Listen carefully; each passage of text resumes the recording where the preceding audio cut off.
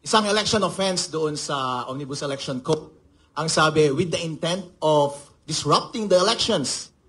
Nagpapakalat daw ako ng maling impormasyon tungkol sa mga bagay-bagay sa pagkandak ng general elections. Una, meron ba akong intensyon na i-disrupt ang elections? Wala. As a matter of fact, ang suggestion ko ay para ayusin ang seguridad ng ating mga makina by disconnecting from the internet. At yun nga, sinunod nga nila. Napakabuti po, ano po? Pangalawa, dinisrupt ko ba? Na-disrupt ba ang election? Hindi. Natapos naman po ang ating general elections ng orderly. Mali ba yung information na ibinigay ko? Tama po, sinunod nga po eh.